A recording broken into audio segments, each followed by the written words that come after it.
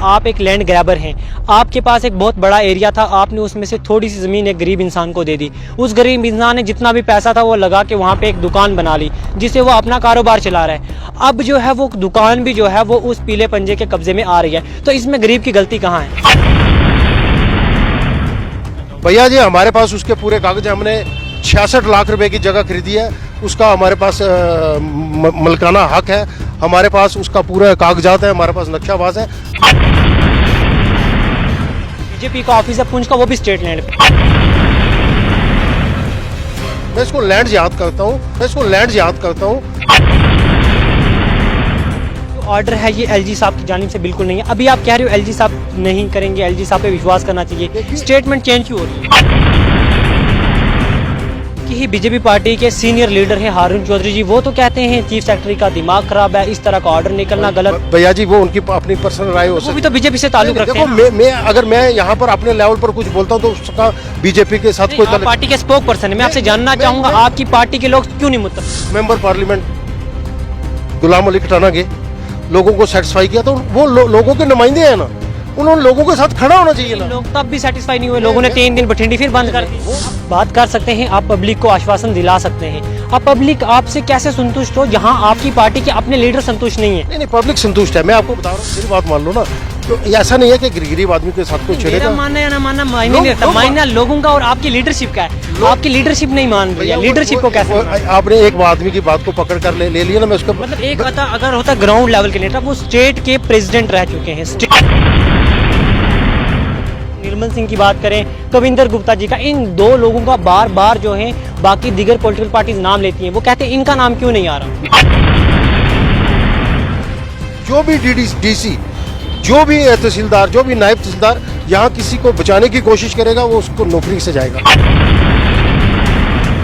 मंडी में एक एरिया है जहाँ पे 200 से 300 दुकानें जो हैं वो उस पीले पंजे के शिकंजे में आती हुई नजर आ रही हैं। वहाँ पे बहुत से लैंड ग्रैबर्स भी हो सकते हैं, लेकिन वहाँ पे ऐसे गरीब लोग हैं जो कोई अजमाबाद से, कोई अड़ाई से, कोई साब्जियाँ से, कोई लोरन से आके उसने वहाँ पे दुकान खड़ी की और अपना बिजनेस चला रहा है। अब उन 200 लोगों के बीच में उस बंदे को भी तो नुकसान हो रहा है। मेज़बान शहराज आपकी खिदमत में हाजिर है और आप देख रहे हैं द टाइपराइटर। कुछ अरसा पहले जम्मू कश्मीर में एक ऑर्डर जो एलजी एडमिनिस्ट्रेशन की जानिब से इशू किया गया था, जिसमें ये वाज़ह तौर पे बता दिया गया था जितने भी लैंड ग्रैबर्स हैं उन पे बहुत जल्द पीला पंजा चलने वाला है। और उन्हीं तमाम चीज़ों में कहीं ना कहीं जो गरीब तबका था वो भी डर रहा था कि कहीं ना कहीं उनकी ज़मीन को कोई ख़तरा है या नहीं। इन्हीं तमाम चीज़ों पे बातचीत करने के लिए हमारे साथ मौजूद हैं बीजेपी के यूटी जम्मू कश्मीर के स्पोक पर्सन सुनील गुप्ता जी। सबसे पहले वक्त देने के लिए बहुत बहुत शुक्रिया। धन्यवाद जी। सर, क्या कहना चाहोगे, कहीं भाजपा का ये दावा था सबका साथ सबका विकास, लेकिन वहीं एकदम से जम्मू कश्मीर में एलजी एडमिनिस्ट्रेशन की जानिब से एक हुक्मनामा दिया जाता है जिसको जो बाकी पॉलिटिकल पार्टीज हैं ये कहते हैं रात के अंधेरे में ये आया हुआ ऑर्डर है, ये एक तुगलकी फरमान है, तो इसको आप किस तरह से देखते हैं? ऐसा है कि ना तो ये फरमान एलजी साहब का है, ना ही ये फरमान भारतीय जनता पार्टी का है। ये जम्मू कश्मीर हाई कोर्ट का ये फरमान है कि जो जितनी भी अक्रोचमेंट है उसको दूर किया जाए। भारतीय जनता पार्टी आज भी अपने उस वादे पर कायम है कि सबका साथ सबका विकास और सबका विश्वास। अगर आपने देखा होगा कि जब ये ऑर्डर निकला तो ऑर्डर के निकलने के बाद कुछ लोग सुप्रीम कोर्ट के अंदर भी गए कि इसके ऊपर स्टे लगाया जाए। सुप्रीम कोर्ट ने 2 तरीके डालकर इसको खारिज कर दिया। उन्होंने कहा कि जो जम्मू कश्मीर के अंदर जो हाई कोर्ट का ऑर्डर है इसको इम्प्लीमेंट किया जाए और पूरी तरह से इम्प्लीमेंट किया जाए। मैं समझता हूँ कि जम्मू कश्मीर के अंदर लैंड जिहाद, मैं इसको लैंड जिहाद करता हूँ, क्योंकि इसमें बड़े बड़े जो पॉलिटिशियंस हैं, जो बड़े बड़े एक्स मिनिस्टर्स हैं, बड़े बड़े चीफ मिनिस्टर्स हैं, बड़े बड़े ब्यूरोक्रेट्स हैं, बड़े बड़े जो पुलिस के अफसर हैं, बड़े बड़े डिप्टी कमिश्नर्स रहे हैं, बड़े बड़े और जो लोग बड़े बड़े ओहदों के ऊपर रहे हैं, सभी ने मिलकर एक लैंड ग्रैबिंग का खेल खेला जम्मू कश्मीर के अंदर, जिसमें उन्होंने करोड़ों अरबों रुपये बनाए। गरीब आदमी ने तो कहीं भी कोई अप्रोच नहीं किया है, मुझे यहाँ तक पता है। जिस आदमी ने भी 2 मरले, 3 मरले, 5 मरले, 10 मरले पर मकान बनाया है, उसने वो जगह खरीद कर मकान बनाया है, उन बड़े बड़े लोगों से बनाया। इसलिए यहाँ की जो एडमिनिस्ट्रेशन है, एलजी साहब हैं, जैसे कल हमारे चीफ सेक्रेटरी अरुण मेहता जी ने एक मीटिंग ली तो उन्होंने कहा किसी भी गरीब को नहीं छेड़ा जाएगा। इसलिए आप विश्वास रखें कि किसी भी गरीब आदमी को छेड़ा नहीं जाएगा। और जो लैंड ग्रैब ग्रैबर है उनको छोड़ा नहीं जाएगा, क्योंकि अगर आप देखेंगे कि जो सरकार होती है वो लोगों के लिए होती है। यहाँ की जितनी भी सरकार रही है वो अपने लिए रही, खासकर जो नेशनल कॉन्फ्रेंस की सरकार रही। मैं ये तो कहूँगा कि सबसे ज़्यादा लैंड ग्रैबिंग उस समय हुई, और जितने मंत्री संतरी सभी ने अपने हाथ रखे, और आज जो ये आर्डर निकला है इसका हम पूरी तरह से समर्थन करते हैं। लेकिन इसके लिए हम फिर दोबारा ये कहेंगे कि जो गरीब लोग हैं, जिस तरह से आर्डर निकला है कि एलजी साहब ने एक आश्वासन दिया है, चीफ सेक्रेटरी साहब ने जो कल एक बड़ी सख्त मीटिंग ली है, तो उस मीटिंग के अंदर उन्होंने कहा किसी गरीब को नहीं छेड़ना चाहिए। लेकिन इसके साथ ही चीफ सेक्रेटरी साहब ने एक और बात कही है, यहाँ पिक एंड चूज़ नहीं होगा, यहाँ बाइफर्केशन नहीं होगी, ये फलानी पार्टी का आदमी है, ये फलानी पार्टी का आदमी है, ये बड़ा है लैंड ग्रैबर है, ये छोटा लैंड ग्रैबर है, इसमें फ़र्क नहीं होगा। आपने कहा पिक एंड चूज़ यहाँ पे नहीं होगा। जितने भी दीगर पॉलिटिकल पार्टीज हैं तमाम का ये कहना है ये पिक एंड चूज़ है। वो कह रहे हैं बीजेपी वाले अपने घर की जानिब क्यों नहीं देखते। वो कहते हैं डॉक्टर निर्मल सिंह की बात करें, कविंदर गुप्ता जी का, इन दो लोगों का बार बार जो है बाकी दीगर पॉलिटिकल पार्टीज नाम लेती हैं। वो कहते हैं इनका नाम क्यों नहीं आ रहा। मैं गिन कर बता सकता हूँ दावे के साथ कितने लोगों की जगह खाली हुई है। जहाँ तक आप कविंदर गुप्ता जी की बात करते हैं, उनकी जो 24 कनाल की जगह थी वो भी 4-5 दिन पहले खाली हो चुकी है। बन्नी के अंदर हमारे लोगों की जगह खाली हुई। डीडीसी कठुआ जो हमारे चेयरमैन है, तो एक बात सुन लो मेरी, चीफ सेक्रेटरी साहब ने जो ऑर्डर किया है कल, उसने क्या, जो भी आदमी, जो भी डीसी, जो भी तहसीलदार, जो भी नायब तहसीलदार यहाँ किसी को बचाने की कोशिश करेगा वो उसको नौकरी से जाएगा। उन्होंने इतना ही ऑर्डर नहीं किया, उन्होंने एक और ऑर्डर भी साथ में किया है, जो भी लैंड अक्रोचर अगर कोर्ट में जाता है, अपने लिए स्टे लाने के लिए जाता है, वहाँ जो सरकारी वकील है, वहाँ जो सरकारी अमला है, अगर वो उस दिन अब्सेंट होता है तो उसी दिन उनकी नौकरी चली जाएगी। इससे आप समझ सकते हैं इसमें कोई बचने वाला नहीं है।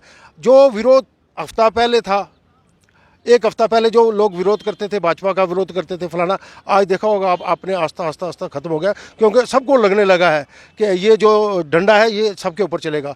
और मैं आपके माध्यम से एक बात और कहूँगा कि जम्मू कश्मीर की अवाम सबसे ज़्यादा खुश है। उनको लगता है कि अगर कोई कानून का राज आया है तो वो अब आया है। इससे पहले जितना भी ये आप कह रहे हो जम्मू कश्मीर की आवाम खुश है, ये आप बीजेपी से ताल्लुक़ रखते हैं, आप कह रहे हो, आवाम के लोग कहाँ कह रहे हैं? मुझे बताओ, सिर्फ एक दिन प्रोटेस्ट हुआ, वो भी पॉलिटिकल पार्टी ने किया।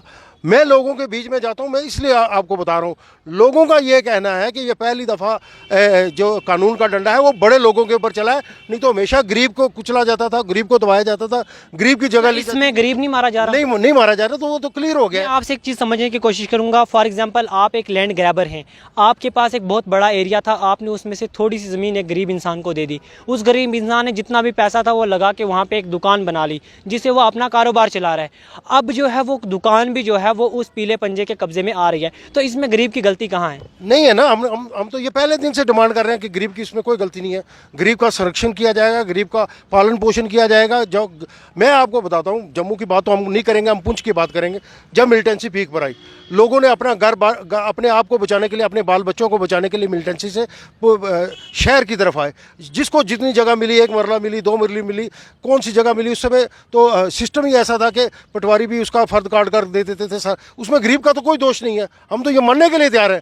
लेकिन जिसने एक दुकान बनाई है उसके साथ उसने 60 कनाल और जगह अक्वायर की, तो वो तो लैंड ग्रैबर गिना जाएगा ना। मैं मंडी की बात करूंगा, बिल्कुल आपने पुंछ की बात की। मंडी में एक एरिया है जहां पे 200 से 300 दुकानें जो हैं वो उस पीले पंजे के शिकंजे में आती हुई नज़र आ रही हैं। वहां पे बहुत से लैंड ग्रैबर्स भी हो सकते हैं, लेकिन वहां पे ऐसे गरीब लोग हैं जो कोई अजमाबाद से, कोई अड़ाई से, कोई सावजियाँ से, कोई लोरन से आके उसने वहाँ पर दुकान खड़ी की और अपना बिजनेस चला रहा है। अब उन 200 लोगों के बीच में उस बंदे को भी तो नुकसान हो रहा है। देखिए, जहाँ तक मंडी की आपने बात की, मैं आपको पुरानी बात बताता हूँ। यहाँ जो मंडी तहसील बनी है ये सरकार की जगह पर बनी है, आपको पता होना चाहिए। लेकिन हुआ क्या कि उस समय नेशनल कॉन्फ्रेंस की हुकूमत थी, तो सरकार की जगह सरकार को बेची गई। इससे बड़ा अन्याय तो कहीं नहीं हो सकता कि वहाँ 90 लाख रुपया या कितने 1 करोड़ रुपया पेमेंट हुई, सरकार की जगह सरकार को बेचकर वहाँ से पैसे कमाएंगे। और मैं ये कहना चाहता हूँ, जिन्होंने जगह बेची है, गरीब आदमी को छोड़कर उनके मकान बेचकर उनसे पैसा वसूल कर उन लोगों को देने चाहिए, ताकि उन लोगों के साथ कोई छेड़खानी ना हो। फिर मैं कहूँगा, जिसके पास सिर्फ एक दुकान है, अपनी रोजी रोटी, कल अरुण मेहता साहब ने भी ये कहा है, चीफ सेक्रेटरी साहब ने, जो रोजी रोटी कमाता है एक दुकान पर बैठकर, उसके साथ छेड़खानी नहीं की जाए। हमें विश्वास करना चाहिए जो इस समय एलजी साहब या उनकी हुकूमत कर रही है। अभी हमारे केंद्रीय, अभी आप कह रहे थे ये जो ऑर्डर है ये एलजी साहब की जानिब से बिल्कुल नहीं है, अभी आप कह रहे हो एलजी साहब नहीं करेंगे, एलजी साहब पे विश्वास करना चाहिए। स्टेटमेंट स्टेटमेंट चेंज क्यों हो रही हैं? नहीं, ये स्टेटमेंट देखो, जो सरकार होती है वो कोर्ट के ऑर्डर को भी चेंज कर सकती है। सरकार जो होती है वो लोगों के लिए होती है। कोर्ट का तो ऑर्डर जनरल है, जिसके पास एक मरला है, आधा मरला है, या जिसके पास 100 कनाल है वो अक्रोचर है। लेकिन जो सरकार होती है उसका फ़र्ज बनता है कि वो गरीब आदमी की परवरिश करे। सरकार गरीब आदमी के लिए होती है, ना कि अमीर आदमी के लिए होती है। इसलिए सरकार इसमें अमेंडमेंट करेगी, सरकार इसमें ला रही है। और सरकार एक और बात कर रही है, जो मैं लोगों को मुबारकबाद देना चाहूँ। सरकार कह रही है जिसके पास 1 मरला, 2 मरले, 5 मरले, हम उनको उनका हक देंगे, पूरा उनको हक देने की बात की जा रही है। इससे बड़ी बात तो नहीं हो सकती। इसलिए मैं कहना चाहता हूँ कि सरकार कर सकती है, इसमें अमेंडमेंट कर सकती है। जब अगर हमारे लोग ही नहीं रहेंगे तो फिर हमने कानून को क्या करना है। इस समय एक बहुत बड़ा क्वेश्चन जो पुंछ के सोशल मीडिया की बात करें वहाँ पे वो ज़्यादा वायरल हो रहा है। यहाँ पे लगातार लोग ये कह रहे हैं जो बीजेपी का ऑफिस है पुंछ का, वो भी स्टेट लैंड पे। आप क्या कहना चाहोगे? भैया जी, हमारे पास उसके पूरे कागज, हमने 66 लाख रुपए की जगह खरीदी है, उसका हमारे पास मलकाना हक है, हमारे पास उसका पूरा कागजात है, हमारे पास नक्शाबाज है। जिसको भी जब चाहिए जो आकर देख सकता है। वहाँ वह ये बख्शी मोतीराम छिब्बर जी की मलकियत जगह है, वहाँ पूरी कॉलोनी बनी हुई है, खाली बीजेपी ऑफिस नहीं बना हुआ है। हमने खुद 66 लाख रुपए की जगह खरीद कर उसमें अपना ऑफिस तामीर किया है, और उसके हमारे पास पूरे डॉक्यूमेंट है। वो उनकी मलकियत जगह है, पता नहीं कितने 100 साल पुरानी है। मलकियत जगह का ही आपने कहा जिस तरह से आपके पास डॉक्यूमेंट है, बात करें श्रीनगर की, वहाँ पे मुजफ्फर शाह साहब ने भी कहा, उनके जो न्यूडो हॉस्पिटल के ऊपर जो 1800 कुछ ईस्वी से स्टार्ट हुए, उन्होंने कहा हमारे पास भी पूरी डिटेल्स हैं, पूरे कागजात हैं, लेकिन उसके बावजूद भी पीला पंजा चला है। नहीं, वो वहाँ पर वो झूठ, 163 कनाल जो जगह है नीडू होटल की, वो उनको अलाट हुई है, खरीदी नहीं है उन्होंने। 163 कनाल जगह अलाट हुई है, तो वो वहाँ पर तो किसी ने छेड़खानी नहीं की। ये जो 40 कनाल खाली हुई है नीडू होटल की, ये इन्होंने एक्वायर करके उस पर ज़बरदस्ती कब्जा किया है। आपको ये बात पता होनी चाहिए। ये लोगों को गुमराह करने वाले, उन्होंने कहा हमारे पास 1835 से ज़मीन है, तो उन्हीं के पास ज़मीन है ना, किसने खाली कराई? नीडू होटल तो जहाँ 163 कनाल को कम जगह नहीं होती है, वो 163 कनाल उनके पास बनी हुई है। अभी तो जो 40 कनाल खाली हुई है, वो 40 कनाल उन्होंने एक्वायर करके स्टेट लैंड के ऊपर ज़बरदस्ती कब्जा करके उसमें बनाया है। अभी भी कुछ लोग कोर्ट के अंदर गए हैं, जिनके कागजात पूरे हैं, जिनके पास सब कुछ है, तो कोर्ट ने उनको स्टे दिए है ना। तो जिनके पास अगर कागजात पूरे हैं, तो जम्मू कश्मीर हाई कोर्ट के अंदर वो लोग हैं, तो उनको कोई छेड़खानी नहीं करेगा। जिनकी रिलीज़ पर मिली है उनको कोई छेड़खानी नहीं करेगा। इसमें बड़ी बड़ी क्लास, जो स्टेट लैंड है या काचराई है, या जो रोशनी एक्ट के अंदर भी क्लासेस है, जिसमें हमारे जो लोग कोर्ट के अंदर गए हैं उनको उसमें फ़िलहाल इंटरम रिलीफ मिली है। जो पर्सनल गए हैं, व्यक्तिगत रूप पर गए हैं, जिनके कागजात पूरे हैं, उनका फैसला कोर्ट करेगी। उनका फैसला सरकार नहीं कर सकती, जो लोग कोर्ट के अंदर गए हैं। इसलिए मैं आपको कहा था, ये जो इस समय प्रोटेस्ट हो रहे हैं या कुछ हो रहा है, ये गुमराह करने के लिए किया जा रहा है। लेकिन कल अरुण मेहता साहब ने, चीफ सेक्रेटरी साहब ने एक बात और कही है, जो भी लैंड ग्रैबर जो इन्वॉल्व है इसमें ज़मीनों के धंधे में, अगर वो प्रोटेस्ट करता है तो उसको नहीं छोड़ा जाएगा। ये बहुत अच्छी बात है। हम खड़े होते हैं गरीब आदमी के लिए, हम खड़े होते हैं गरीब आदमी को बचाने के लिए। इसमें हमारा व्यक्तिगत कोई स्वार्थ नहीं है। अगर हमारे पास भी कोई जगह है या कुछ है, तो सरकार को सबसे पहला पीला पंजा उधर चलाना चाहिए। इसमें हम कोई विरोध नहीं करेंगे। लेकिन हमारा जो डिमांड थी, हमारी जो सोच थी कि गरीब आदमी को कैसे इंसाफ मिलेगा, अगर आप इस समय पूरे पुंछ के अंदर जाकर देखो, घूमो, आपको कहीं कोई वो पैनिक नहीं मिलेगी। लोगों को समझ आ गई है कि सरकार हमारे साथ छेड़खानी नहीं करेगी। ये मैं समझता हूँ सरकार के लिए, एलजी साहब का, मैं चीफ सेक्रेटरी साहब का भी, इन सब का धन्यवाद करना चाहता हूँ। कम से कम जो देखो गरीब आदमी का, हम ये मानने के लिए तैयार हैं। अक्रोचमेंट यहाँ 2 प्रकार की हुई है। एक तो अक्रोचमेंट ये है कि जो लोगों ने 1 मरला 2 मरले जगह खरीदी, उसकी टेंशन अक्रोच करने की नहीं है। उसने सीधा पैसे देकर वो जगह ली और अपने बच्चों को घर बार बनाने के लिए बनाया, वहाँ पर बैठकर उसने वहाँ पर रह रहे हैं। दूसरी अक्रोचमेंट है कि जो बड़े बड़े लोग हैं, लैंड ग्रैबर जिनको बोलते हैं, उन्होंने कब्जा करके उसमें को बेच करके करोड़ों रुपए कमाए हैं। दोनों में फ़र्क है। उनकी टेंशन नहीं है। उनकी टेंशन है कि कैसे तरीके से इसमें से करोड़ों और अरबों रुपए कमाए जाए। इसलिए दोनों में फ़र्क करना होगा। जो सरकार ने फ़र्क किया है, और जो छोटे लोग हैं उनको पूरी तरह से रिलीफ मिलेगी। बाकी जो और भी मसले अभी जैसे चल रहे हैं, जैसे हमने एक और बात रखी है जो आपके माध्यम से करो, जो एग्रीकल्चर लैंड है, जैसे पहाड़ के ऊपर किसी गरीब के पास एग्रीकल्चर लैंड है, वो चाहे 5 मरले है 10 मरले है, वो अपनी फसल लगाता है, चाहे वो स्टेट लैंड है, वो उसी के पास रहने दी जाए। लेकिन उसको ये भी हिदायत तो होनी चाहिए कि वो उसको बेच नहीं सकता, उसके ऊपर कंस्ट्रक्शन नहीं कर सकता, वो अपनी रोजी रोटी कमाए। सरकार वहाँ पहाड़ पर जगह लेकर क्या करेगी? ये भी बात चल रही है कि हो सकता है उनको भी उनका कोई इसमें भी छूट मिल जाए। लेकिन जो बड़ी बड़ी लैंड ग्रैबर हैं, जो बड़े बड़े जिन्होंने बड़े बड़े होटल जड़े बड़े बड़े अपने वेंकट हॉल और चीज़ें बनाकर करोड़ रुपए कमा रहे हैं, उनको तो माफ़ नहीं करना चाहिए। इसलिए तभी बराबरी होगी जम्मू मैं कश्मीर। आपसे जानना चाहूँगा क्या बीजेपी की जो तमाम लीडरशिप है क्या वो इस ऑर्डर से मुत्तफिक है? क्यों नहीं मुतफिक है? हम वहीं तो आपकी देखिए, बात करें, हाई- आपके हाई- हाई कोर्ट का ऑर्डर हम सब के लिए मानने के लिए है। देखिए बीजेपी हाई के कोर्ट जो का ऑर्डर हम मानने के लिए तैयार है, उसमें कोई अंतु परंतु इफ एंड बट नहीं हो सकता, हम मानने के लिए तैयार है। आपकी ही बीजेपी पार्टी के सीनियर लीडर हैं हारून चौधरी जी, वो तो कहते हैं चीफ सेक्रेटरी का दिमाग खराब है, इस तरह का ऑर्डर निकलना गलत। भैया जी, वो उनकी अपनी पर्सनल राय हो वो सकती भी तो बीजेपी से ताल्लुक रखते देखो, हैं ना। मैं अगर मैं यहाँ पर अपने लेवल पर कुछ बोलता हूँ तो उसका बीजेपी के साथ कोई आप पार्टी के स्पोक पर्सन है, मैं आपसे जानना चाहूंगा आपकी पार्टी के लोग क्यों नहीं मुत्तफिक हो रहे? मैं मुतफिक है, 100% मुतफिक है। हमारे प्रदेश के अध्यक्ष रविंद्र रैना जी ने कहा, हमारे महामंत्री सुनील शर्मा जी ने कहा, हमारे महामंत्री विबोध गुप्ता जी ने इस बात को एग्री किया कि हम कोर्ट के साथ एग्री करते हैं। अब बीच में से कोई आदमी बोलता है तो उसके साथ मैं कैसे डिनाई करूं? आप अपनी ही पार्टी के लोगों को मुत्तफिक नहीं कर पाए या गरीबों के साथ जुल्म नहीं होगा तो दूसरों को कैसे मुत्तफिक करेंगे? देखिए मेरी बात सुनिए, उस दिन बठिंडी और सुजमा में प्रोटेस्ट चल रहा था, हमारे मेंबर पार्लियामेंट गुलाम अली खटाना गए, लोगों को सेटिस्फाई किया, तो वो लोगों के नुमाइंदे हैं ना, उन्होंने लोगों के साथ खड़ा होना चाहिए ना। लोग तब भी सेटिस्फाई नहीं हुए, लोगों ने 3 दिन बठिंडी फिर बंद कर दिया। वो एक अलग टॉपिक है, लेकिन वो एक अलग टॉपिक है, लोग माने या नहीं माने। अब यहाँ प्रोटेस्ट होता है तो हम जाते हैं लोगों के बीच में, लोग मेरी बात पर यकीन नहीं करते तो वो लोगों का विषय है, हम तो लोगों के साथ खड़े। मैं गुलाम अली खटाना से बीजेपी का कौन बड़ा आदमी हो सकता है?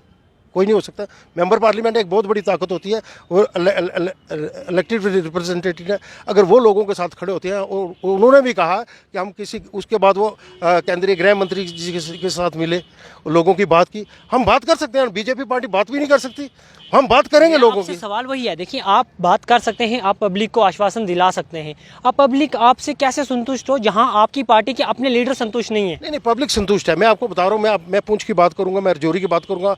जो स्टार्टिंग में जिन पार्टियों ने सभी ने प्रोटेस्ट करके अपनी एक खाना पूर्ति पूरी की, आज लोग उनकी बात नहीं सुन रहे हैं। लोग आज हमारी बात सुन रहे हैं, लोग आज एलजी साहब की बात सुन रहे हैं, आज लोग अरुण मेहता जी की बात सुन रहे हैं, आज लोग रविंद्र रैना जी की बात सुन रहे हैं। अभी गुलाम नबी आज़ाद साहब मिलकर आए केंद्रीय गृह मंत्री से, तो उन्होंने कहा गरीब को नहीं छेड़ेंगे, तो लोग मानते हैं ना इस बात को। आप मेरी बात मान लो ना, क्यों ऐसा नहीं है कि गरीब आदमी के साथ कोई छेड़ेगा। मेरा मानना या ना मानना मायने नहीं रखता, मायना लोगों का और आपकी लीडरशिप का है। आपकी लीडरशिप नहीं मान रही है, लीडरशिप को कैसे माना? आपने एक आदमी की बात को पकड़ कर ले लिया ना, मैं उसका मतलब एक अगर होता ग्राउंड लेवल के नेता, वो स्टेट के प्रेसिडेंट रह चुके हैं, स्टेट के। अब मैं अगर कोई बयान देता हूँ, मेरी पार्टी उससे कई बार मुतफिक नहीं भी होती है ना। मैं जो कह रहा हूँ कि हमारी पार्टी इससे मुतफिक है, इस ड्राइव के साथ है, लेकिन शर्त हमारी एक ही है, गरीब को छेड़ा ना जाए और लैंड ग्रैबर को छोड़ा ना जाए। इसके साथ हम शाना बशाना एलजी साहब के साथ हैं और साथ चलेंगे। लेकिन अगर आपने देखा होगा कि सारी जगह पीला पंजा चला, अभी पुंछ में नहीं चला। अब सरकार की अपनी पॉलिसी होगी, लेकिन यहाँ पर भी काचराई के ऊपर मकान बन रहे हैं, चिरांद के ऊपर मकान बन रहे हैं, वाटर बॉडी के ऊपर यहाँ पर कंस्ट्रक्शन हुई है, अभी कुछ नहीं हो रहा है। हम भी देख रहे हैं यहाँ की सरकार क्या करती है। अगर वो उन लोगों को माफ़ करेगी तो हम थोड़ी माफ़ होने देंगे, वो चाहे बड़े से बड़ा हो, लीडर हो, चाहे कोई भी हो। आपने कहा गरीब लोगों को पैसा को इसर नहीं होगा, अगर मंडी के उन गरीब लोगों की दुकानें इस ड्राइव में चली जाती हैं तो क्या सुनील गुप्ता उन लोगों के साथ खड़ा होगा? बिल्कुल खड़े होंगे, और इस विषय में हम पूरी बात करेंगे। मैंने कहा मंडी में एक डिफरेंट पोजीशन है, सरकार की जगह लोगों ने सरकार को। अगर मैं आपसे ये जानने की कोशिश करूं, अगर मंडी की मार्केट को वहां पे तोड़ दिया जाता है, पूरी तरह से डिमोलिश कर दिया जाता है, तो मंडी की मार्केट कहां बसेगी? नहीं, इस विषय में देखो ना, मेरी एक बात सुनो ना, जहाँ तक कमर्शियल और रेजिडेंशियल है, इस दोनों में एक बड़ा अंतर है। रेजिडेंशियल है जो गरीब आदमी के लिए है, कमर्शियल है वो अमीर आदमी के लिए। चाहे उसमें गरीब आदमी ने दुकान बनाई हो, दुकानें तो कमर्शियल में आ रही हैं, चाहे गरीब की हो अमीर की हो। मैं ये मानता हूँ ना आपकी बात। अब कमर्शियल में बचना थोड़ा सा मुश्किल भी है, लेकिन यहाँ अगर इतने सारे लोग आएंगे तो हम बात करेंगे सरकार से, अगर इतने लोगों को ना उजाड़ा जाए, उन लोगों की देख रेख की जाए, जिन लोगों ने गलत किया उनको पकड़ा जाए ना जी। जिन लोगों ने गलत किया वो तो हम भी कह रहे हैं, जिन्होंने उनको गलत पकड़ा किया जाए, उनको पकड़ा जाए, पकड़ा उनके साथ। जिन्होंने सरकार की जगह सरकार को बेची है उनके ऊपर कार्रवाई वो होनी तो चाहिए ना। ओपोजिशन पार्टी के लीडर भी कहते हैं, लेकिन सवाल यही है मेरा आपसे, क्या मंडी के उन लोगों का क्या होगा? मंडी की मार्केट नई कहाँ बनेगी अगर मंडी की मार्केट की वो दुकानें डिमोलिशन ड्राइव में जो है वो पीले पंजे के नीचे आ जाती हैं? तो सुनील गुप्ता का उन लोगों के लिए क्या क्या पैगाम रहेगा, और क्या सुनील गुप्ता उन लोगों के पास जाता है या नहीं, ये एक अहम सवाल है। हम उनके साथ शाना पशाना खड़े रहेंगे, वो भी हमारे भाई हैं, हम सब पुंछ के रहने वाले, हम में कोई भेदभाव नहीं है, वो किसी पार्टी से भी तल्लक रखता हो। हम सब पुंछ के अंदर एक रवायत रही है, हम एक दूसरे के दुख सुख में काम आते हैं। जहाँ उनको हमारी जरूरत पड़ेगी उनके साथ खड़े होंगे, उनके लिए बात करनी होगी बात करेंगे, जहाँ तक चलना पड़ेगा हम चलेंगे, पीछे हम किसी के लिए नहीं हटेंगे। लेकिन जायज़ नजायज़ वो हम देख कर करेंगे, ठीक है नहीं। अगर जो बिल्कुल नजायज़ कर जिन्होंने किया है उनके साथ हम खड़े नहीं हुए। जो गरीब आदमी है उसके साथ हम 24 घंटे खड़े होने के लिए तैयार है। उसमें हम हमारा एक एक खून का कतरा भी लगेगा तो पीछे नहीं हम हटेंगे। एक अहम सवाल आपसे जानने की कोशिश करूं, जो लोग भी जानना चाहते हैं, आखिरकार ये स्टेट लैंड क्या होती है? What is state land? State land एक ऐसी लैंड होती है जो सरकार की जगह होती है, जिसको कोई भी अलाट नहीं कर सकता। इवन चीफ मिनिस्टर किसी को भी एक मरला नहीं दे सकता, जितना कानून को मैं जानता हूँ, जितना मैंने देखा हुआ है। क्योंकि आज से 20 साल पहले एक केस लगा था, तब मुझे थोड़ी सी जानकारी है। स्टेट लैंड किसी को भी नहीं दे सकता। आपको पता है ये केस आया कहाँ से? वो खोखे वाले ने कोर्ट के अंदर केस किया, उसके पूरे डॉक्यूमेंट थे, तो उसकी वजह से ये सारी बैकग्राउंड आ गई। रोशनी एक्ट के अंदर आपको पता है कितना बड़ा घोटाला हुआ, 2.5 लाख करोड़ रुपए का घोटाला हुआ। बड़े बड़े जो लीडर थे वो सारा पैसा खा गए, गरीब लोगों की ज़मीन भी हड़प कर गए। इतना अंधेरगर्दी वो नहीं होना चाहिए। अब सरकार ने क्या कहा, कल जो जगह खाली होगी उसको पोर्टल पर चढ़ाना है। ऐसा ना हो कि इधर से खाली होती जाए उधर से और कोई मिलता जाए। खाली होकर लोगों से सलाह करके लोगों के लिए कोई डेवलपमेंट और चीज़ तरक्की की चीज़ गांव के अंदर बनानी चाहिए। जैसे गांव के अंदर अब प्ले ग्राउंड नहीं है, मैंने 100 कनाल ज़मीन वाली हुई है, 100 कनाल खाली करा के प्ले ग्राउंड बनेगा, हमारे बच्चों की डेवलपमेंट के लिए होगा, हमारे बच्चों के लिए अस्पताल बनेगा, हमारे बच्चों के लिए स्कूल बनेगा, हमारे बच्चों के लिए और चीज़ें आ सकती, पंचायत घर बन सकता है, और चीज़ें आ सकती हैं। वो सब हमारे लोगों के लिए। सरकार ये जगह लेकर कहीं थोड़ी जा रही है, वो सरकार ने ये जगह हम लोगों के लिए खाली हो रही है। और हम लोगों की देखिए ना, मैं आपको बताऊँ, पिछले 6 साल से इतने प्रोजेक्ट पूंछ के अंदर आए, लेकिन जगह ही नहीं है। हमारा यूनिवर्सिटी बनते बनते आधी अधूरी रह गई, हमारा पॉलिटेक्निकल कॉलेज उठाकर वो जंगल में ले गए। अगर हमारे पास जगह होती, हमारे पास वुमेन डिग्री कॉलेज है, हमारे पास केंद्रीय विद्यालय, हमारे पास जगह नहीं है जहाँ बनाने के लिए। अगर ये जगहें खाली करके भी वो तमाम फैसिलिटीज़ पुंछ में ना पहुंची, फिर ये आई हुई हैं चीज़ें, मैं आपको बता रहा हूँ, मैं गिन कर बता सकता हूँ, मैं गिन कर बता सकता हूँ। तो हम काफ़ी अरसे से सुन रहे हैं, हमारे जो मेंबर ऑफ पार्लियामेंट है उन्होंने तो ये भी कहा था, क्या पुंछ में चॉपर लगाया हुआ है? लगा हुआ है ना। कहाँ लगा है? नहीं, अब लोग नहीं बैठते तो चापर लगा है, रजौरी, पुंछ, डोडा, किश्तवाड़। अब बैठना तो हम लोगों ने है। आप जाओ, ACR साहब उसके हैं, आप अभी बुक कराओ तो अभी आ जाएगा चापर, आता है। लेकिन यहाँ लोग अगर नहीं बैठते तो खाली चापर थोड़ी चलेगा भैया। ये बस थोड़ी है कि एक सवारी बैठ के किराया पूरा हो जाएगा। आज हमारे इतनी फैसिलिटी हमें मिल गई है कि हमारा कोई आदमी बीमार होता है तो हम जैसे बुक कराते हैं ऐसे ही हमें चापर मिल जाता है। चापर की सर्विस रेगुलर है, रजौरी में चल रही है, किश्तवाड़, डोडा के अंदर। लेकिन यहाँ किराया बहुत ज़्यादा है, इसलिए हर आदमी अफोर्ड नहीं कर सकता है। रजौरी वाले अफोर्ड कर सकते हैं। डोडा, भद्रवाह, किश्तवाड़ में 1600 रुपये टिकट है, वहाँ उनको 8 घंटे लगते हैं, यहाँ हमें 6 घंटे लगते हैं, हमारा 4000 रुपये किराया। तो ये एक फ़र्क है। तो इसमें पूंछ में गरीब जनता है, इसलिए बैठना पसंद नहीं। लेकिन फिर भी मैं आपको मुबारकबाद देना चाहता हूँ, कम से कम कोई आदमी सीरियस हो जाता है, जिसके पास पैसे हैं, वह शिफ्ट एयर लिफ्ट करना चाहता है, वो कर सकता है। इसलिए ये कोई कम फैसिलिटी नहीं, बड़ी फैसिलिटी है। बाकी जहाँ तक प्रोजेक्ट्स की बात है, मैं आपको बताता हूँ, वुमेन डिग्री कॉलेज हमारे पास है, 25 बेड का आयुर्वेदिक अस्पताल हमारे पास है, केंद्रीय विद्यालय हमारे पास है, और भी प्रोजेक्ट हमारे पास है। लेकिन हमारे पास जगह ना होने की वजह से ये सारे के प्रोजेक्ट हवा में बैठे हुए हैं। जैसे ये अप्रूव हो चुके हैं, पैसा आ चुका है, जैसे जगह खाली हो गई तो बनेंगे ना। बनेंगे किसके लिए? हमारे लिए बनेंगे। जैसे रिंग रोड बन रही है, मैं आपको छोटी सी मिसाल देता हूँ। जब फ्लड आया, ये सारी जगह गवर्नमेंट ने खाली कराई, कंपनसेशन दे दी, आज वही सारी जगह कवर हो गई। और दूसरा रिंग रोड बन रही है, रिंग रोड के साथ झील बननी है। अगर झील बनेगी, टूरिज्म आएगा तो हमारे लोगों को फ़ायदा होगा, हमारे लोग बच्चे डेवलपमेंट की ओर जाएंगे, वहाँ कितनी दुकानें खुलेंगी, सब कुछ होगा। ये तभी होगा जब हमारे पास लैंड। जानना चाहूँगा, जितने भी प्रोजेक्ट आते हैं उनमें घोटाले क्यों किए जा रहे हैं? अभी बात करें, हाल ही में दिगवार में एक ब्रिज बना है, 2 दिन पहले वहाँ पे लैंडस्लाइड हुए, पूरा ब्रिज वहाँ पे ढह गया लगभग। तो इस तरह के कामों में बीजेपी, यहाँ पे जो करप्शन चल रही है उस पर क्यों नहीं आवाज़ उठा? अगर आपने मेरे इंटरव्यू सुने होंगे तो सबसे पहले उसकी डिमांड मैंने की है, उसकी इंक्वायरी होनी चाहिए। अभी पिछले दिनों 2 महीने पहले उसका उद्घाटन हुआ था, पिछले दिनों वहाँ एक डेथ होगी तो मैं गया, तो मैंने उसी समय लोगों से कहा था ये टोटल अनसेफ ब्रिज है। क्योंकि जिस बताड़ को हमने देखा हुआ है उसका कोई एक रुख नहीं है। अगर वो जितने उसके पाए सामने नहीं जुड़ेंगे तब तक वो ब्रिज चलने के काबिल ही नहीं है। इसके ऊपर इंक्वायरी होनी चाहिए, इसके ऊपर सख्त से सख्त सजा होनी चाहिए और फिक्स होना चाहिए कौन लोग इसमें शामिल हैं। और खाली यही नहीं मैं कह रहा हूँ, जो जहाँ जहाँ ब्लैक टॉपिंग होती है, जहाँ जहाँ उखड़ती है, तो उसके ऊपर भी कार्रवाई होनी चाहिए।